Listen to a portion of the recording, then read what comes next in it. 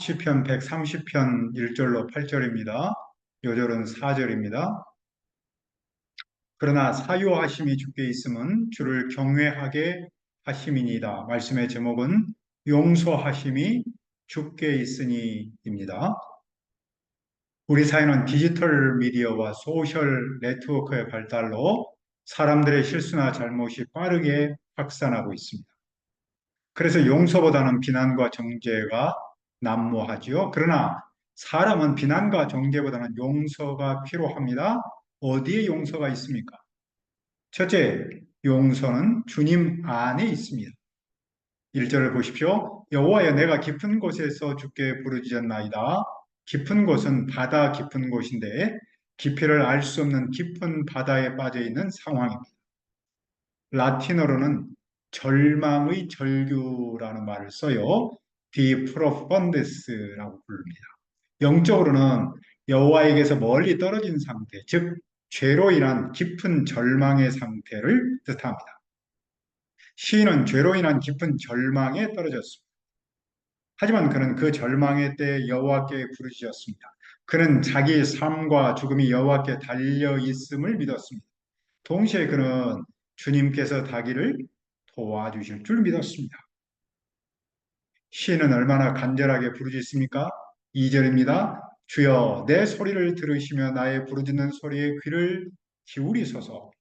그는 깊은 곳에서, 즉 아무도 들을 수 없는 그곳에서 주님이 자기 소리를 들어주시기를 바랍니다. 그는 깊은 곳에서 스스로 벗어날 수 없게 주님께 간절하게 호소합니다. 그는 아무리 깊은 곳에서도 주님만은 그 소리를 들으실 줄 믿습니다. 주님은 결코 들을 수 없는 거리에 계시지 않습니다.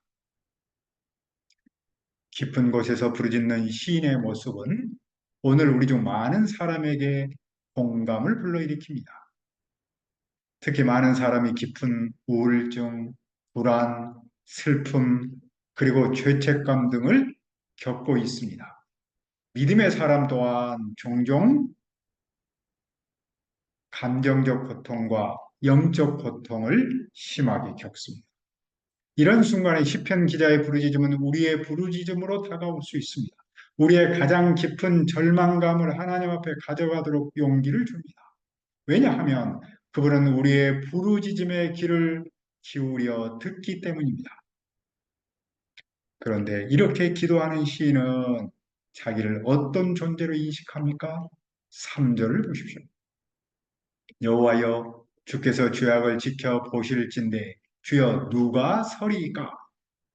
만약 여호와께서 죄를 감시한다면 그 누구도 그분 앞에 설 수 없습니다. 왜냐하면 사람은 태생적으로 죄인이기 때문입니다. 사람 앞에서야 좀 다를 수 있고 잘날 수 있을지라도 하나님 앞에서는 죄인일 뿐입니다. 그런데도 오늘 같은 세상에서 내 죄를 인정하고 자기를 죄인으로 고백하는 일은 쉽지 않습니다. 정말로 성령님의 은총이 있을 때만이 가능합니다. 그러므로 나를 인정하고 죄인으로 고백하고 산다면 나는 이미 성령님의 은혜 안에서 살고 있다는 증거이겠죠? 그러면 죄인인 우리는 어떻게 그 죄를 용서받습니까? 4절을 보십시오. 그러나 사유하심이 주께 있으면 주를 경외하게 하십니다. 사유라는 말은 용서라는 뜻입니다.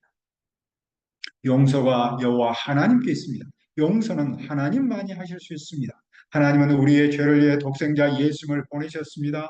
그리고 예수님은 우리의 죄를 십자가에서 대신 지고 죽으시고 사흘 만에 살아나셨습니다. 하나님은 예수님의 십자가 부활을 통해서 우리의 죄를 용서하셨습니다. 그러므로 용서는 값싼 은혜가 아니라 값으로 매길 수 없는 은혜입니다. 용서는 하나님께서 죄인인 우리에게 주신 놀라운 선물입니다. 용서받은 사람의 반응은 무엇입니까? 그 반응은 여호와를 경외함으로 나타납니다. 여호와께서 죄인을 용서하시니 죄인은 그분을 경외합니다. 그분을 신뢰하고 그분을 섬깁니다. 하나님의 용서는 단순한 용서가 아니라 우리가 새로운 마음으로 그분을 섬길 수 있게 하는 변화의 선물입니다. 그렇다면 오늘 우리에게도 하나님의 용서가 필요합니까? 오늘날 사회에서는 심판과 보복의 문화가 강하여 용서의 개념이 사라지고 있습니다. 소셜미디어는 사람의 실수를 증폭시켜서 비판합니다. 그러면서 세상은 사람들에게 완벽을 강조하고 압박합니다. 하지만 사람들은 더 많이 실수합니다. 세상은 죄가 더 커집니다. 그로 인해 사람들은 압박감과 죄의식으로 시달립니다. 우리 시대야말로 하나님의 용서가 절실히 필요합니다. 누가 용서받을 수 있습니까? 하나님 앞에서 내 실존을 인정하는 사람입니다. 우리가 죄인으로서 자기를 인정한다고 해서 우리가 절대로 절망에 빠지지 않습니다. 오히려 그 순간 희망을 봅니다. 왜냐하면 우리 앞에는 용서하시는 하나님이 계시기 때문입니다. 죄인임을 인정하는 사람은 하나님 안에 용서가 있음을 알고 그분께 갑니다. 그리고 그분은 우리의 죄를 용서합니다. 용서받은 우리는 그분을 경외합니다. 용서는 경외감이 자라는 토양입니다. 하나님의 용서가 없이는 우리는 결코 하나님께 나아갈 수 없고 또한 그런 마음조차 들지 않습니다. 십자가가 없다면 하나님은 단지 무서운 심판자이고 우리는 그 앞에서 두려움에 떨 뿐입니다. 용서와 경외. 이 연결은 처음에는 이상해 보일 수 있습니다.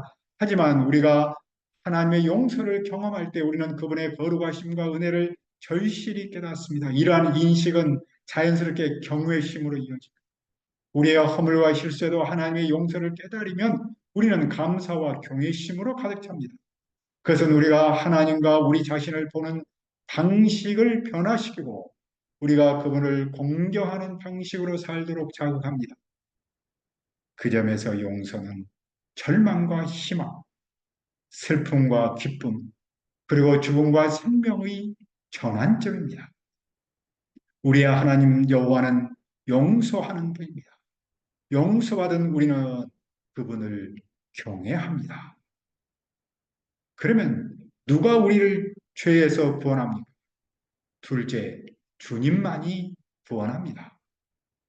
5절을 보십시오.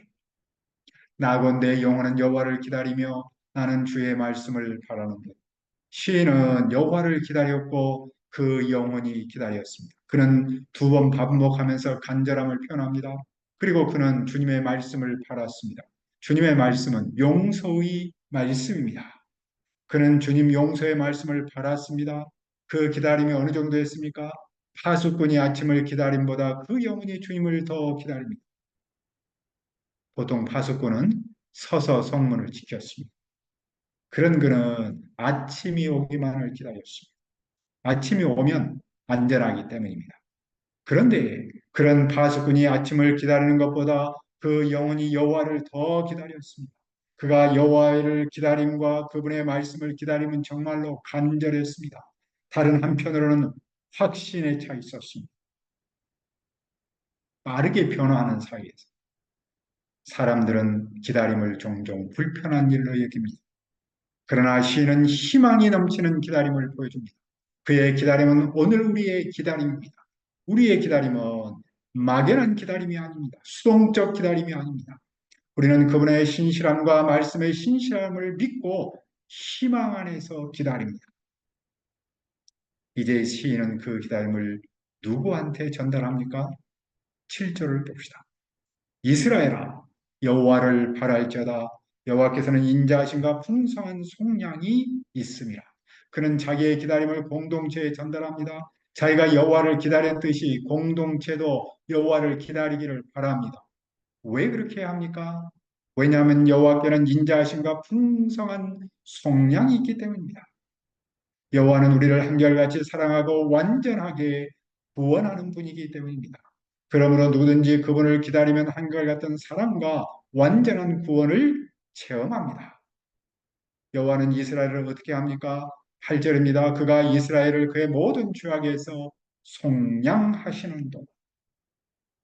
여호와는 이스라엘 모든 죄에서 구원합니다. 여호와는 당신을 기다리는 그 백성의 죄를 용서합니다.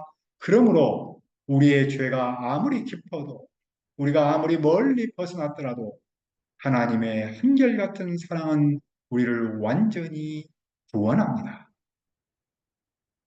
오늘 우리는 시편을 묵상하면서 무엇을 배웁니까? 절망의 순간에 우리는 그분이 우리의 기도를 들으신다는 확신을 품고 그분께 부르짖도록 격려받습니다. 우리는 우리가 죄인임을 인정하면 그분은 용서의 선물을 주시고 우리는 그분을 경외함을 알았습니다.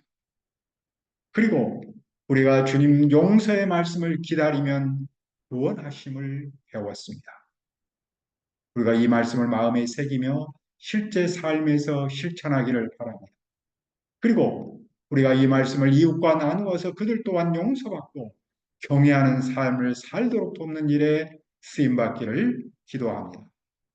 은혜로우신 아버지 하나님, 절망의 순간에 우리는 주님이 우리의 기도를 들으신다는 확신을 품고 부르짖도록 격려받습니다. 우리는 우리가 죄인임을 인정하면 그분은 용서의 선물을 주시고 우리는 그분을 경외함을 알았습니다. 그리고 우리가 주님 용서의 말씀을 기다리면 구원하심을 배웠습니다. 우리가 이 말씀을 마음에 새기며 실제 삶에서 실천하고 이 말씀을 이웃과 나누면서 그들 또한 용서받고 경외하는 삶을 살도록 돕는 일에 쓰임받도록 도와 주시옵소서. 감사하고 예수님의 이름으로 기도합니다. 아멘.